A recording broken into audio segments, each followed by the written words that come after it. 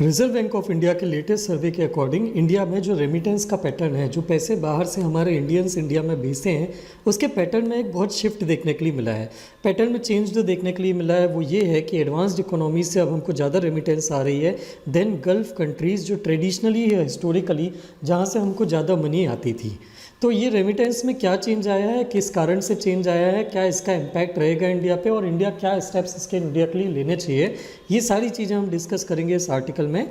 Welcome to Lumin IAS and this is me doctor Apoorv Nayak. ये मेरा पूरा बैकग्राउंड हिस्ट्री है। अगर आप मेरे बारे में कुछ जानने में इंटरेस्टेड हैं तो आप इस वीडियो को 1 मिनट पॉज करके इन चीज़ों को देख सकते हैं ताकि आपको मेरे बारे में जानने में कुछ इन्फॉर्मेशन या हेल्प मिले। आते हैं इस इशू पे या टॉपिक पे, डिस्कशन पे। यहाँ पे एडवांस्ड इकोनॉमीज़ की मैं जो बात कर रहा हूँ उनमें मेनली आती हैं United states, United kingdom, Singapore, Canada और ऑस्ट्रेलिया। ये 5 कंट्रीज़ को अगर मिला दिया जाए तो इंडिया को इन कंट्रीज़ से जो रेमिटेंसेज आती है वो टोटल रेमिटेंसेज के हाफ से भी ज़्यादा था 2023-24 में, जिसने गल्फ़ कोऑपरेशन काउंसिल के अंदर में जो कंट्रीज़ आती हैं, मेनली जो 6 मेन गल्फ़ कंट्रीज़ आती हैं, उनके रेमिटेंसेस को ओवरटेक कर लिया है, जो ट्रेडिशनली हमारे लिए बहुत बड़ा सोर्स हुआ करता था इंडिया में रेमिटेंसेस आने का। लेकिन ये हमारे कई सारे ऊपर हमारे लिए ये टॉपिक, ये न्यूज़ जो है, ये ना सिर्फ हमको इन्फॉर्मेशन देती है लेकिन कई सारे इंपॉर्टेंट क्वेश्चन उठाती है। माइग्रेशन का जो चेंजिंग पैटर्न है इंडिया का, वहाँ पे दूसरी कंट्रीज़ में, बाहर की कंट्रीज़ में, इंडिया की इकोनॉमिक पॉलिसीज़ को लेके, और जो नए टाइप के चैलेंजेस हैं जो इंडियन वर्कर्स बाहर फेस करते हैं उनके ऊपर। हिस्टोरिकली अगर बात की जाए तो 6 गल्फ़ कोऑपरेशन कंट्रीज़ नेशन जैसे कि सऊदी अरेबिया, UAE, कतर, ओमन, बहरीन और कुवैत, ये 6 कंट्रीज़ इंडिया के लिए रेमिटेंसेस का बिगेस्ट कंट्रीब्यूटर रहे हैं, क्योंकि इंडियन वर्कर्स जो हैं सबसे लार्जेस्ट नंबर में इन्हीं कंट्रीज़ में एम्प्लॉय किए जाते हैं। हालांकि बहुत सारे फैक्टर्स हैं जिनके कारण गल्फ़ कंट्रीज़ से हमारे यहाँ रेमिटेंसेस में हमको डिक्लाइन देखने के लिए मिला है। सबसे पहली बात तो कोविड-19 पेंडेमिक के कारण जो इकोनॉमिक डाउनटर्न या लॉसेस हुए थे, या कंपनीज़ में जो बेसिकली बिजनेस डाउन होना शुरू हुआ था, उसके कारण बहुत सारे जॉब लॉसेस और सैलरी कट होना शुरू हुए थे, जिससे रेमिटेंसेस के लिए जो डिस्पोजेबल इनकम जो वहाँ पे वर्कर्स के पास बचती है वो काफ़ी कम होने लगी। इसके अलावा कई सारी गल्फ़ कंट्रीज़ जो हैं ये अब नेशनलाइजेशन पॉलिसीज़ की तरफ मूव कर रही हैं। जैसे सऊदी नेशनलाइजेशन स्कीम चला रहा है जिसका दूसरा नाम है निताकत, जिसको सऊदाइजेशन भी बोला जाता है, जिसमें लोकल एम्प्लॉयमेंट में फॉरेन वर्कर्स के ऊपर लोकल एम्प्लॉयर्स को ज़्यादा प्रेफर किया जा रहा है, जिससे इंडियन माइग्रेंट्स के लिए जो अपॉर्चुनिटीज़ है वो काफ़ी सिग्निफिकेंटली रिड्यूस हुई है। सिमिलरली अगर दूसरी गल्फ़ कंट्रीज़ की अगर हम बात करें तो जैसे UAE का, हमारी टोटल रेमिटेंसेस में जो कंट्रीब्यूशन था 2016 के पीरियड में, इट वाज 26%, वो गिर के अब 19% हो गया है। सऊदी अरेबिया और कुवैत का, सऊदी अरेबिया का 11.6% से गिर के 6.7% हो गया है, और कुवैत का 6.5% से गिर के 3.9% हो गया है सेम पीरियड में, दैट इज़ बिटवीन 2016 टू 2023-24। ये सिचुएशन वैसे तो काफ़ी फ्लूइड रहती हैं, जैसे ज़रूरी नहीं है कि एक परमानेंट पैटर्न हो। जैसे GCC के जो इकोनॉमिक अफेयर्स हैं जिनमें अभी बहुत ज़्यादा अप डाउन चल रहा है, अगर वो over a period of time normalize होता है थोड़ा, तो ये चांसेस हो सकते हैं कि आने वाले टाइम में इन कंट्रीज़ से रेमिटेंसेस वापस ठीक होने लगे। बट अभी के टाइम अगर हम लॉन्ग टर्म पैटर्न की बात करें तो पिछले कुछ सालों में एडवांस्ड इकोनॉमीज से रेमिटेंसेस स्टेडिली ग्रो हो रही हैं। ये ऐसा नहीं है कि 1 या 2 साल में सिग्निफिकेंटली राइज हो गए और 50% पहुँच गए। ये over the period of time increase होने के लिए हमको देखने के लिए मिला है। अगर हम एडवांस्ड इकोनॉमीज़ की बात करते हैं तो उसमें सबसे लार्जेस्ट कंट्रीब्यूटर हमारे लिए US है, जो 2023-24 में टोटल रेमिटेंसेस का 27% कंट्रीब्यूट करता है।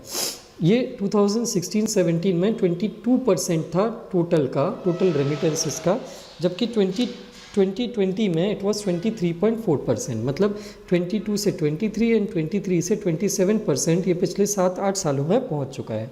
सिमिलरली ये पिछले के जो 7 साल हैं उनमें 7 से 8 साल है, उनमें UK, कनाडा, सिंगापुर, इन 3 कंट्रीज से भी रेमिटेंसेस के फ़्लो बढ़े हैं। जैसे UK से रेमिटेंसेस का फ़्लो 3% से 10% हो गया, कनाडा का 3% से 3.8% हो गया, और सिंगापुर का 5% से 6.6% हो गया। तो ये कहीं ना कहीं ये कहानी बताता है कि एडवांस्ड इकोनॉमी से स्टेडली राइज देखने के लिए मिल रहा है, जबकि गल्फ़ कंट्रीज से स्टेडली फॉल हमको देखने के लिए मिल रहा है रेमिटेंसेस में। वैसे अगर हम नंबर की बात करते हैं, जो माइग्रेंट्स हैं इंडियन माइग्रेंट्स की, उनका नंबर कहाँ पे है, तो यूएस में इंडियन माइग्रेंट्स का नंबर जीसीसी या गल्फ़ कंट्रीज़ के कंपैरिजन में कम है, लेकिन यूएस में हायर वेजेस होने के कारण पर कैपिटा रेमिटेंसेस जो हैं, जो यूएस से इंडिया आती है, वो हाई है। और प्लस यूएस डॉलर की जो परचेजिंग पावर है वो गल्फ़ कंट्रीज़ की करेंसी के कंपैरिजन में परचेजिंग पावर उनकी ज़्यादा है। फॉर दैट रीज़न कन्वर्जन के बाद उनकी वैल्यू ज़्यादा हो जाती है। ये पैटर्न हमको दूसरी एडवांस्ड इकोनॉमीज़ में भी देखने के लिए मिला है, जैसे कि कनाडा, यूके, जर्मनी, ऑस्ट्रेलिया। यहाँ पे भी इंडियन प्रोफेशनल्स का नंबर तो कम है गल्फ़ कंट्रीज़ के कंपैरिजन में, लेकिन उनकी जो सैलरीज़ हैं, उनकी जो वेज अर्निंग्स हैं प्रोफेशनल्स की, वो बहुत ज़्यादा है as compared to the Gulf countries. इसके साथ साथ में जैसे हाईली स्किल्ड इंडियन प्रोफेशनल्स जो हैं एडवांस्ड इकोनॉमीज़ में, पर्टिकुलरली स्टेम की फील्ड में, स्टेम मतलब science, technology, engineering and medicine, finance की फील्ड में और हेल्थ केयर की फील्ड में, इनका नंबर काफ़ी ज़्यादा बढ़ रहा है, जिससे रेमिटेंसेस के जो इन्फ्लोज हैं इसने भी इसको काफ़ी ज़्यादा कंट्रीब्यूट किया है। रीसेंट रिसर्च ये बताती हैं कि जो पैटर्न हमको यूएस, यूके, कनाडा इनके केस में, ऑस्ट्रेलिया के केस में देखने के लिए मिल रहा है, वही पैटर्न अब हमको बढ़ता हुआ जर्मनी, ऑस्ट्रिया और नीदरलैंड के केस में भी मिल रहा है। और आने वाले टाइम में ये भी हमारे significantly largest contributors of remittances होंगे। लेकिन इसके अलावा और भी कुछ कारण हैं जिनके कारण आने वाले टाइम में रेमिटेंसेस बढ़ सकते हैं। जैसे इस रिपोर्ट का ये बोलना है कि ट्रंप एडमिनिस्ट्रेशन जो आई है, इनकी जो immigration policies, harsh immigration policies हैं, ये आने वाले टाइम में जो कंट्रीब्यूशन है, रेमिटेंसेस का फ्लो है एडवांस्ड इकोनॉमी से, ये और ज़्यादा बढ़ा सकती है। जैसे ट्रंप एडमिनिस्ट्रेशन ने ग्रीन कार्ड्स का ऑब्टेनमेंट या अचीवमेंट काफ़ी मुश्किल कर दिया है, लोगों को वहाँ पे काफ़ी हार्ड हो गया है ग्रीन कार्ड मिलना।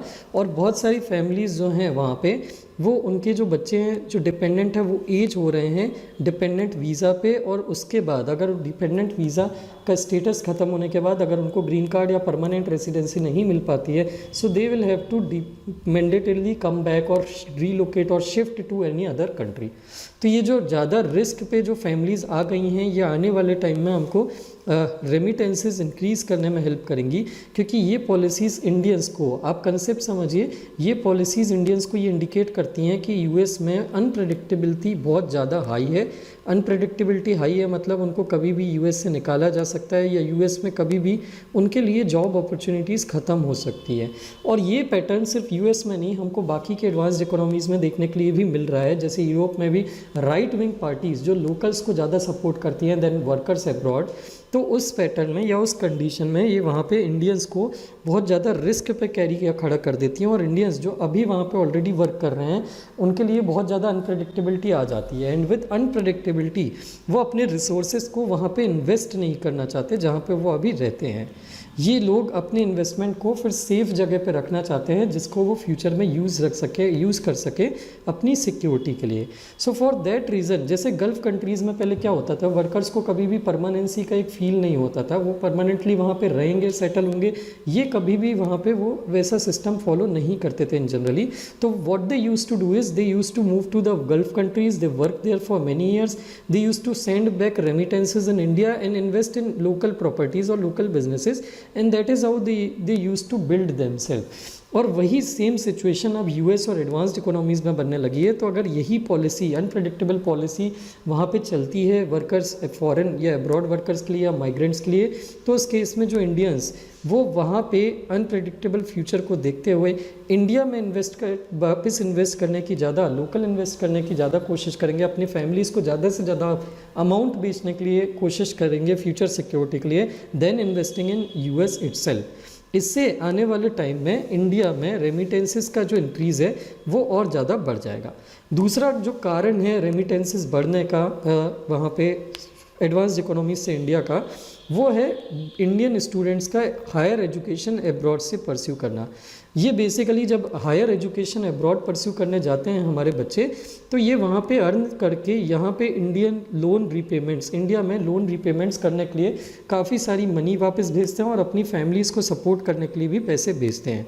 लेकिन यहाँ पे भी एक इशू आने के लिए देखने के लिए हमको मिल रहा है, जैसे जैसे ट्रंप एडमिनिस्ट्रेशन परमानेंट रेसिडेंसी की कंडीशन बहुत हार्ड करती जा रही है, इंडियन स्टूडेंट्स जो हैं वहाँ पे विलफुल डे स्किलिंग का जो एक एक फेनोमेना है वो वहाँ पे देखने को उनको मिल रहा है। विलफुल डिस्किलिंग का मतलब ये होता है कि वहाँ पे जो लोकल एम्प्लॉयर्स हैं वो हाईली एजुकेटेड ग्रेजुएट्स को कंपेल कर रहे हैं लो स्किल जॉब्स करने के लिए, जैसे कि रिटेल में, डिलीवरी सर्विस में, हॉस्पिटैलिटी में। ये जो गिग वर्किंग आप देखते हैं, प्लेटफॉर्म वर्किंग जो आज की डेट में हमको देखने के लिए मिलती हैं, जैसे उबर हो गया, ओला हो गया, ये सारी चीज़ें, स्विगी, जोमेटो, जो बेसिकली फ्रीलांस वर्क है। और ये कोई भी जो हायर एजुकेशन, जिसने बहुत बड़े लेवल पे एजुकेशन अचीव करी हो, वो पर्सन करना ये जॉब नहीं पसंद करेगा। ये उन टाइप की जॉब्स करने के लिए मजबूर किए जा रहे हैं। तो उस सिचुएशन में इनके जब long term career prospect decline होने लगते हैं और उनकी कैपेसिटी डिक्लाइन होने लगती है हायर रेमिटेंसेस भेजने की, तो उस सिचुएशन में या तो वो वापस आने की कोशिश करेंगे या फिर वो इंडियन गवर्नमेंट से कुछ सपोर्ट मांगेंगे। अगर हम चाहते हैं कि लॉन्ग टर्म में हमारे बच्चों की तरफ से, जो बच्चे वहाँ पे जा रहे हैं और हायर एजुकेशन परस्यू कर रहे हैं, या जो लोग फॉरेन में जाके वर्क करना चाहते हैं और हमारी रेमिटेंसेस भी मेंटेन रहे उसी लेवल पे, तो इस केस में इंडियन गवर्नमेंट को दूसरी कंट्रीज से इमिग्रेशन पॉलिसीज़ को देखते हुए कुछ एग्रीमेंट करने की अब नीड है। अपने रेमिटेंसेस फ्लो को, इनफ्लो को मैक्सिमाइज करने के लिए और माइग्रेंट वर्कर्स के वेलफेयर को इम्प्रूव करने के लिए इंडिया को पहली चीज़ स्किल हार्मोनाइजेशन पे ध्यान देना चाहिए। स्किल हार्मोनाइजेशन का मतलब होता है कि दूसरी कंट्री जिन स्किल्स की ज़्यादा डिमांड कर रही है, हमको हमारे करिकुलम में उन स्किल्स में अपने लोगों को ज़्यादा ट्रेन करने की कोशिश करना है, ताकि वो उन स्किल्स में प्रोफिशिएंसी लेके वहाँ पे हाई वेजेस पे काम कर पाएँ और फिर यहाँ पे रेमिटेंसेस ज़्यादा भेजें। और दूसरी चीज़ जो हमको यहाँ पे करना है वो ये करना है कि वहाँ पे हमको दूसरी कंट्रीज़ के साथ एग्रीमेंट करना है कि लो स्किल्ड वर्कर अगर वहाँ पे कोई जाता है, वर्कर हमारी कंट्री से, या कोई चाइल्ड वहाँ पे पढ़ाई के लिए जाता है, तो उसको फोर्सफुली या एक्सप्लॉयटेशन या फोर्स्ड डी स्किलिंग ना उसकी की जाए। तो इससे हमारे जो इंडियन माइग्रेंट्स हैं उनका फुल पोटेंशियल यूटिलाइज हो पाएगा स्किल्स का, और वो अपने पोटेंशियल पे अर्न करके हमको रेमिटेंसेस ज़्यादा से ज़्यादा दे पाएंगे या भेज पाएंगे। फॉर दैट पर्पज़ हम दूसरी कंट्रीज़ के साथ बाईलेटरल और मल्टीलेटरल मोबिलिटी एग्रीमेंट्स कर सकते हैं। ये एग्रीमेंट, मोबिलिटी एग्रीमेंट क्या होता है? जब दो कंट्रीज़ आपस में एक एग्रीमेंट करती हैं जिसमें एक कंट्री से एक फ़िक्स नंबर ऑफ वर्कर्स वो दूसरी कंट्री में भेजे जाएंगे जो किसी एक पर्टिकुलर स्किल्स में ट्रेंड हों और उनको एक मिनिमम लेवल का वहाँ पे वेज मिलेगा।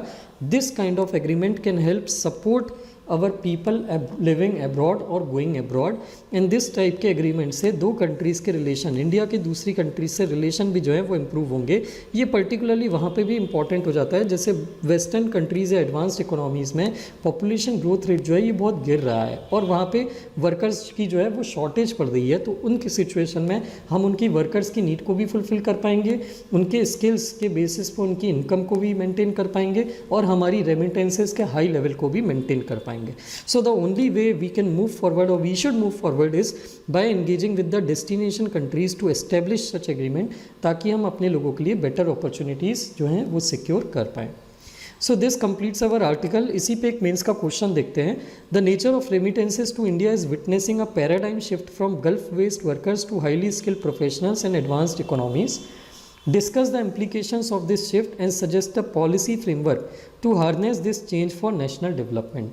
हमको यहाँ पे एक स्टेटमेंट दिया है कि हमारे नेचर ऑफ रेमिटेंसेस में इंडिया के काफ़ी पैराडाइम शिफ्ट देखने के लिए मिल रहा है। इसके इंडिया के लिए क्या इम्प्लीकेशंस हैं और इसके लिए हमको क्या पॉलिसी फ्रेमवर्क बनाना चाहिए नेशनल डेवलपमेंट के लिए। तो हमारे आंसर में हमेशा की तरह 3 पार्ट होंगे, intro, body and conclusion. Intro में आप रीसेंट ये जो स्टेटमेंट दिया है इसको सपोर्ट करने के लिए अपने रीसेंट जो RBI रेमिटेंस सर्वे 2025 है उसकी बात करेंगे कि कैसे इसने शिफ्ट ऑफ पैटर्न दिखाने की कोशिश करी है कि कैसे एडवांस्ड इकोनॉमीज से अब गल्फ कंट्रीज से ज़्यादा रेमिटेंस आ रही है और ये ट्रांसफॉर्मेशन अपॉर्चुनिटी और चैलेंज दोनों लेके आता है। देन उसके बाद बॉडी पार्ट लिखेंगे। बॉडी पार्ट में बेसिकली हम ये चेंजिंग पैटर्न को पहले डिस्कस करेंगे कि एडवांस्ड इकोनॉमी से कितना रेमिटेंस इंडिया को आता है, उसमें एडवांस्ड कंट्रीज़ जो हैं उनमें पर्टिकुलरली कौन कौन सी कंट्रीज़ हैं जो ज़्यादा रेमिटेंस हमको भेजती हैं, और उसके बाद किस टाइप के प्रोफेशंस में हमको ज़्यादा रेमिटेंस जनरेट हो रहा है। देन उसके बाद हमको इम्प्लीकेशंस लिखना है। इम्प्लीकेशंस में हमको पॉजिटिव इम्प्लीकेशन लिखना है कि इन कंट्रीज से हायर पर कैपिटा रेमिटेंस आता है, फॉरेन एक्सचेंज रिजर्व इंक्रीज़ होते हैं, ऑयल प्राइस शॉक मतलब गल्फ़ कंट्रीज़ में जो ऑयल के प्राइस अप डाउन होते रहते हैं उसके लिए हम जो बहुत ज़्यादा एंग्जाइटिक रहते हैं, हमारी बहुत वल्नरेबिलिटी रहती है, ये वल्नरेबिलिटी को कम करता है। और चौथा, वो लोग हमारे इंडियंस जो बाहर काम कर रहे हैं वो इंडिया को नॉलेज और इनोवेशन ट्रांसफ़र करते हैं अपनी मेंबरशिप से। लेकिन इनके साथ चैलेंजेस और रिस्क क्या हैं? चैलेंजेस और रिस्क हैं कि ये एक तो इमिग्रेशन पॉलिसीज़ एडवांस्ड इकोनॉमीज़ में बहुत अनप्रेडिक्टेबल हैं। दूसरा, हमारे वर्कर्स की विलफुल डी स्किलिंग की जा रही है जिसको रोकना ज़रूरी है। तीसरा, स्टूडेंट माइग्रेशन जो हैं ये राइज़ हो रहे हैं लेकिन इनके अप्रोप्रिएट स्किल प्लेसमेंट नहीं हो रहे हैं ग्रेजुएशन के बाद। और चौथा, गल्फ़ कंट्रीज़ में जॉब का मार्केट कॉन्ट्रैक्ट हो रहा है। ये हमारे लिए हमारे रेमिटेंसेस के लिए चैलेंजेस की तरह राइज़ हो रहे हैं। और इसी कंटेक्स्ट में हमको पॉलिसी फ्रेमवर्क लिखना है कि हमको इस पॉलिसी फ्रेमवर्क हमारा क्या होना चाहिए इस ट्रेंड को, हमारी रेमिटेंसेस को इम्प्रूव करने का या बनाए रखने का। So the first is skill harmonisation, हमको लोगों के स्किल को अलाइन करना है, देन मोबिलिटी एग्रीमेंट्स करना है, देन सपोर्ट सिस्टम बनाना है स्टूडेंट्स के लिए, और फिर लास्ट में माइग्रेंट वेलफेयर फ्रेमवर्क बनाना है। तो ये 4 चीज़ें अगर हम करते हैं पॉलिसीज़ में तो definitely will be able to maintain our remittance. Conclusion में आप यही लिखेंगे कि ये जो रेमिटेंस का डायनामिक्स है ये हमको एक गोल्डन अपॉर्चुनिटी देता है कि हम हमारे स्किल्ड ह्यूमन कैपिटल का नेशनल ग्रोथ के लिए यूज़ कर पाएँ, और उसी के लिए हमारे जो मल्टीपल स्कीम्स या मिशंस हैं जो बच्चों को, हमारे लोगों को, वर्कर्स को स्किल का राइट करने में हेल्प करते हैं, उन स्कीम्स का आप मेंशन करेंगे which will complete our answer. So I hope this issue was clear to you. If you like the video, please do share it with your friends who are preparing for the exam, and also do subscribe to the channel if you haven't till yet. इस lecture की PDF आपको हमारे Telegram channel पे मिल जाएगी जिसकी link आपको इस description box में मिल जाएगी। हमारा एक इंस्टाग्राम का पेज भी है जिस पे आप हमसे रेगुलर इंटरेक्ट करने के लिए हमें फॉलो कर सकते हैं। Thank you very much for watching the video.